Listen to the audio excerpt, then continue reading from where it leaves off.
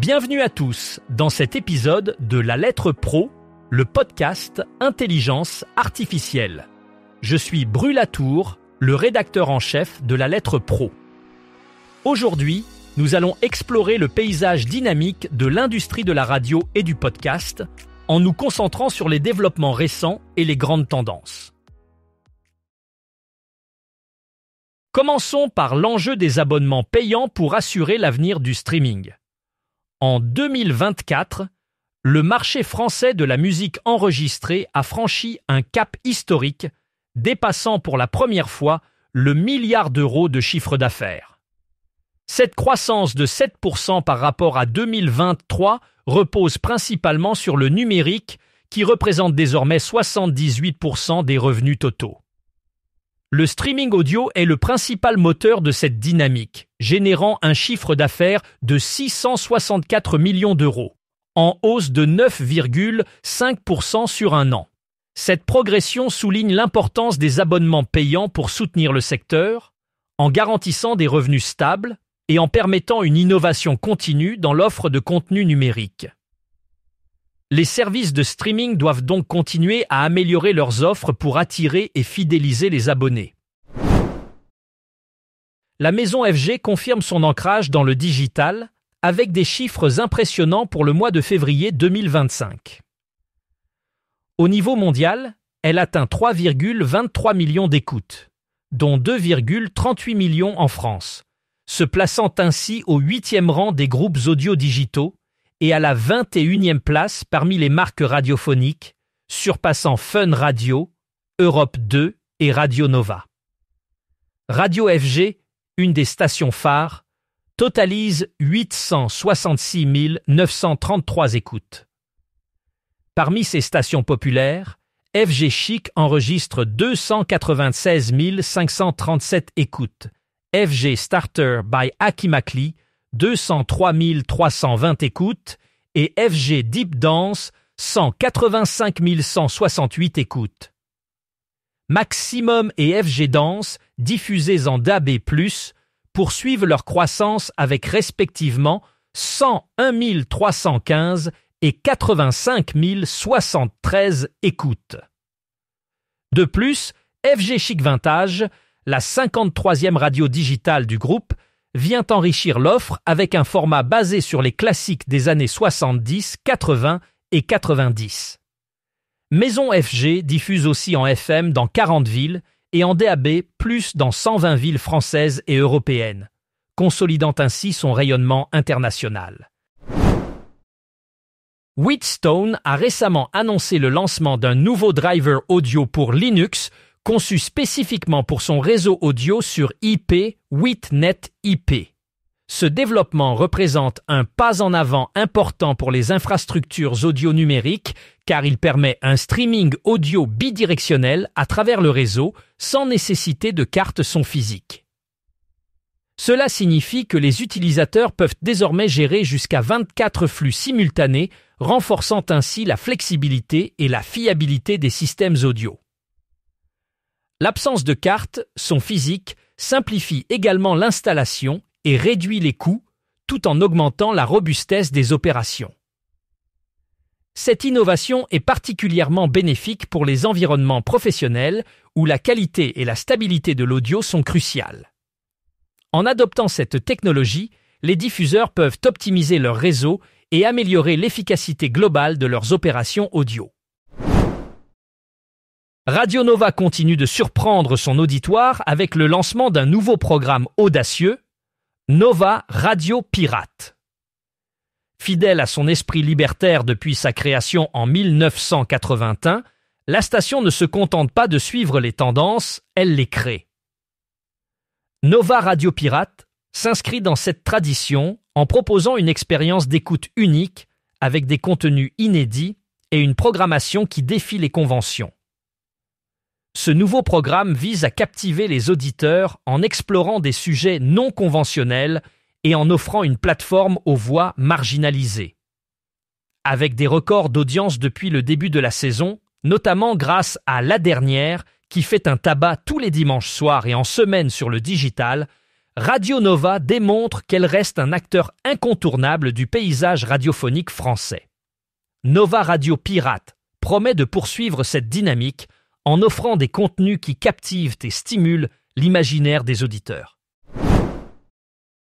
KIF, une station urbaine bien établie en Belgique, continue d'étendre son influence en s'installant dans le Hainaut. Déjà présente à Bruxelles et Namur, KIF émet désormais à Charleroi, Mons et la Louvière grâce à une diffusion en FM et en DAB+. Ce développement suit la récupération des fréquences précédemment utilisées par CERAP, marquant ainsi une étape cruciale pour la station.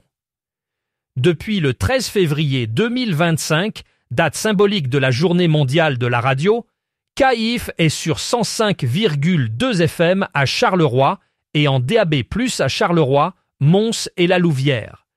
Déjà sur 97,8 FM à Bruxelles et 107,1 FM à Namur, la radio renforce son maillage territorial.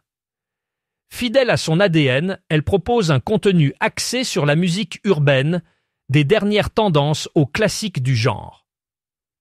KIF se positionne comme un acteur clé de la scène musicale belge, mettant en avant la culture urbaine à travers des émissions et des événements majeurs. Plongé dans le 169e numéro de la Lettre Pro de la radio, le mensuel incontournable pour les professionnels de la radio et de l'audio digital. Ce numéro explore les innovations technologiques, les stratégies d'audience et propose des témoignages exclusifs. Découvrez comment ces éléments façonnent l'avenir de la radio et du podcast. Parmi les articles phares, Jean-Luc Reichmann anime On se tutoie sur Nostalgie, une émission qui favorise la complicité entre l'animateur et ses invités. RFI, quant à elle, modernise son offre avec le DAB+, pour séduire un public plus jeune à Paris. FGL, pionnière des radios locales, continue de diffuser ses bonnes ondes sur le littoral, tandis que le Podcaston 2025 s'internationalise avec plus de 1600 podcasteurs. Ce numéro vous offre aussi un aperçu du Paris Radio Show 2025 et de ses moments forts. Un véritable concentré d'analyse pour anticiper l'avenir du média. Radio France et la DAMI ont signé une convention annuelle pour renforcer leurs actions communes dans le secteur musical. Ce partenariat vise à soutenir la création musicale dans toute sa diversité et à accompagner de nouveaux artistes. Dès septembre prochain, la Maison de la radio et de la musique deviendra une véritable résidence d'artistes avec l'ouverture de nouveaux studios. Les artistes soutenus par l'ADAMI auront accès aux équipements audio de pointe de Radio France et à sa force de production. Cette initiative offrira aux artistes des conditions optimales pour réaliser leurs projets. En plus de reconduire plusieurs actions et événements existants, comme le hip-hop symphonique et l'Hyper Weekend Festival, ce nouvel accord prévoit l'accueil au Studio 104 du concert annuel des talents ADAMI classiques. Cet événement, diffusé sur France Musique, mettra en valeur des artistes exceptionnels identifiés par l'ADAMI.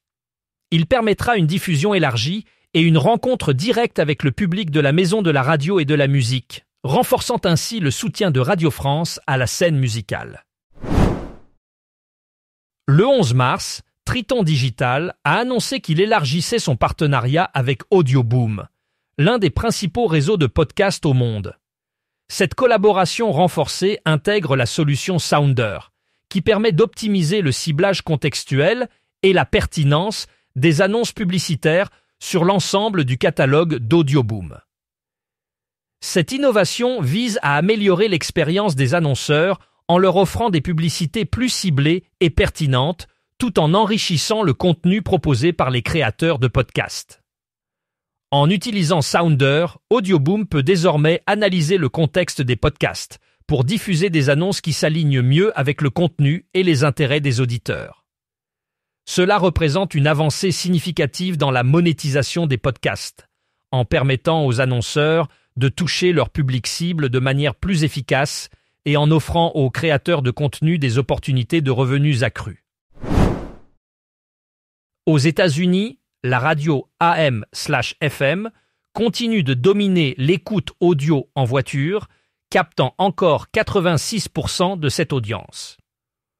Selon l'étude Share of Ear d'Edison Research pour le 4e trimestre 2024, la radio reste le principal support d'écoute, surpassant largement les autres plateformes. Dans le domaine de l'audio financé par la publicité, la radio détient 69% de part d'écoute, indiquant sa prééminence. Bien que les podcasts connaissent une progression significative, ils ne représentent que 19% de l'audience. Quant à Spotify et Pandora, dans leur version gratuite avec publicité, ils se partagent chacun seulement 5% de cette écoute. Ces chiffres illustrent la résilience de la radio traditionnelle face aux nouvelles technologies audio et l'importance de son rôle dans le paysage médiatique américain, en particulier dans le contexte de l'écoute en voiture, où elle reste un choix privilégié des auditeurs. Plongé dans le 169e numéro de la Lettre Pro de la radio, le mensuel incontournable pour les professionnels de la radio et de l'audio digital. Ce numéro explore les innovations technologiques, les stratégies d'audience et propose des témoignages exclusifs. Découvrez comment ces éléments façonnent l'avenir de la radio et du podcast. Parmi les articles phares, Jean-Luc Reichmann anime On se tutoie sur Nostalgie, une émission qui favorise la complicité entre l'animateur et ses invités. RFI, quant à elle, modernise son offre avec le DAB+ pour séduire un public plus jeune à Paris. FGL, pionnière des radios locales, continue de diffuser ses bonnes ondes sur le littoral, tandis que le Podcaston 2025 s'internationalise avec plus de 1600 podcasteurs. Ce numéro vous offre aussi un aperçu du Paris Radio Show 2025 et de ses moments forts.